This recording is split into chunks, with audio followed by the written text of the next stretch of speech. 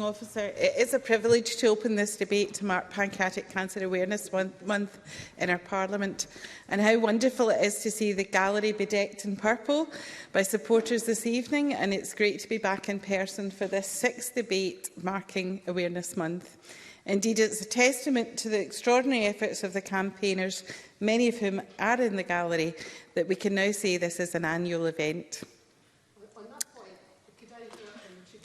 Yes, certainly. Michelle Thompson. Thank you very kindly for that. I simply wanted to put it on the record that I note the presence of my constituents, Wendy and Ian Thompson, who tragically lost their daughter at a very similar age to the age of my daughter now, and note that I applaud and salute their bravery and efforts in cascading, getting information about this tragic disease.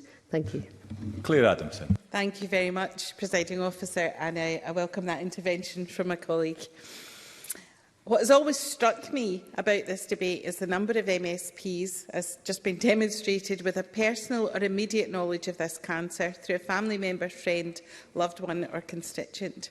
I wish to send my best wishes to John Scott, former Deputy Presiding Officer, whose own account of his wife's passing from and his own challenges facing this disease left not a dry eye in this place a few years ago.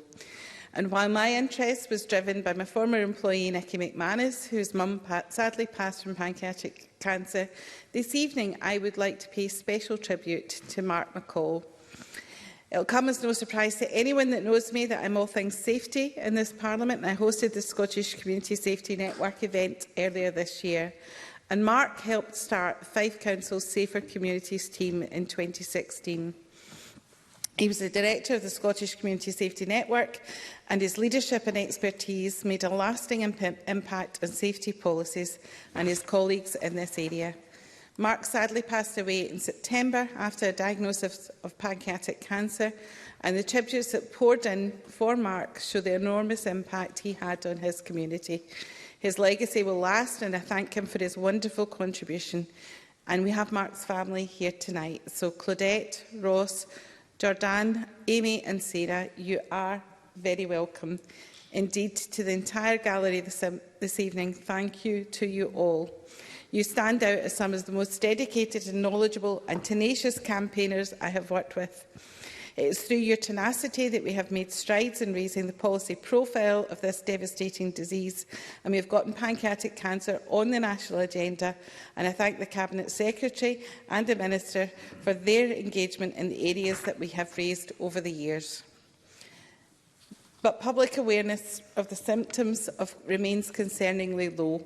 That is why Pancreatic Cancer Awareness Month is as important as ever. Early diagnosis is crucial, we know that, and we speak every year on the need for early intervention. The message cannot get lost. The following statistics show the challenge we still face and why this debate is so needed. According to Pancreatic Cancer UK, less than 20% of people with pancreatic cancer are diagnosed at an early stage. 7 in 10 people with pancreatic cancer will never receive any treatment, and only 1 in 10 will receive surgery. Around half of pancreatic cancer patients visit their GP with symptoms at least 3 times before being referred to hospital, while 16% visit their GP 7 times or more before receiving a correct diagnosis. According to Pancreatic Cancer Action, Scotland's October survey, 62% of people in Scotland know almost nothing about pancreatic cancer. Meanwhile, 2/3 of the people in the UK cannot name a single symptom. So I want to remind people of what symptoms to look for. Common symptoms include back pain, indigestion, tummy pain, and unexplained weight loss or a loss of appetite. Anyone with jaundice, yellowing of the eyes or skin should immediately go to A&E. Research commissioned by Pancreatic Cancer Action Scotland found that a new diagnosis of diabetes, not associated with weight gain, can occur 1 to 3 years before a diagnosis of pancreatic cancer. With 30% of pancreatic cancer patients presenting with new onset diabetes before their diagnosis of the cancer, we have a potential to diagnose 270 more patients a year at an earlier stage. As Pancreatic Cancer UK has exemplified with their new No Time to Wait campaign, people cannot afford for a late wait and have a late diagnosis. For context, Scotland's 5-year survival rate is just 4.6%. Those diagnosed in time for potential life-saving surgery have a 5-year survival rate of around 30%. With early intervention, people can be diagnosed, live longer and have a better quality of life. Presiding Officer, Scotland is leading on this. I have spoken before about the work of Precision Panc in Glasgow, and my colleagues will highlight some of that good work. And I have the pleasure to continue to work with Linda Murray, whose father, Mr Begley, died from pancreatic cancer, and she keeps me abreast of the progress of the work of Ross Carter and his colleagues in the Pancreatic Hepatocellular Cancer Pathway Improvement Project, CHCC, PIP for short. This commenced phase 1 of rollout earlier this year, and I understand the first referrals have been already received, and planning continues for phase 2 rollout, which will be confirmed for Monday, the 5th of December.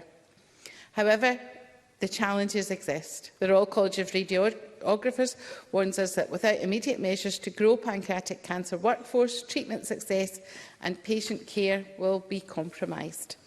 And we know that the infrastructure of the health service is under pressure, and we have fewer scanners in the UK than most comparable countries in the OECD. More generally, getting the right support is crucial.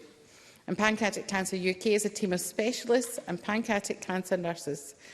But only 125 people called this helpline from Scotland last year. The third sector is vital, but it cannot be a panacea for support, and I'm grateful that we have successive health secretaries who have listened and understood these challenges. Pancreatic cancer is uniquely aggressive and its survival rates are tragically low, but investment in addressing has increased since we've been having these debates 6 years ago. So, Presiding Officer, we need to continue to raise public awareness of the symptoms and impact of pancreatic cancer, and we need to consider how current policy deals with this cancer. Finally, UK pancreatic cancer represents 20% of cancer deaths in the UK. However, it only receives 3% of all research funding.